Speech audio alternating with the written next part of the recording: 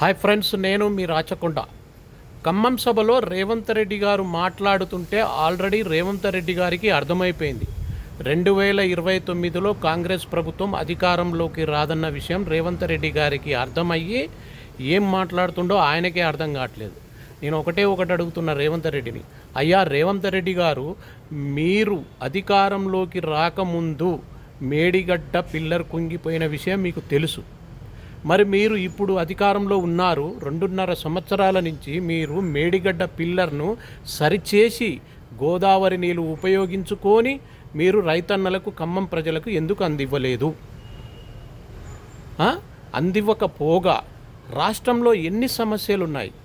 RTC సమస్యలున్నాయి, నిరుద్యోగ వృత్తి ఉంది, రైతన్నల సమస్యలున్నాయి. ఇలా చెప్పుకుంటూ పోతే ఇంతవరకు మీరు చేసిన గొప్ప పనులు ఏమున్నాయి?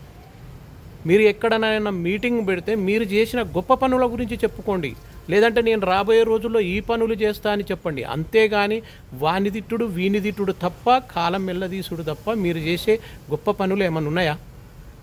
ఎంతసేపు ఏ మీటింగ్ పెట్టినా సరే వానిదిట్టుడు వీనిదిట్టుడు, టైం వేస్ట్ చేసుడు. మీరు ఎందుకు మేడిగడ్డ పిల్లర్ని సరి చేసి నీళ్ళు ఇవ్వలేదు? మీరు చేయాల్సిన పనులు చేయకుండా మీరు ప్రత్యేకంగా మీటింగును పెట్టడము, ఆపోజిషన్ పార్టీలను తిట్టడము వరకే మీ పని. నేను చెబుతున్నా, మీరు ఇదే విధంగా టైంపాస్ చేసుకుంటా మిగతా 3 సంవత్సరాలు 2 సంవత్సరాలన్నరను మీరు ఇదే విధంగా టైంపాస్ చేసుకుంటే కాంగ్రెస్ ప్రభుత్వం మళ్ళీ ఇంకొక 20 ఏళ్ళు వెనకపోయే విధంగా తయారవుతుంది.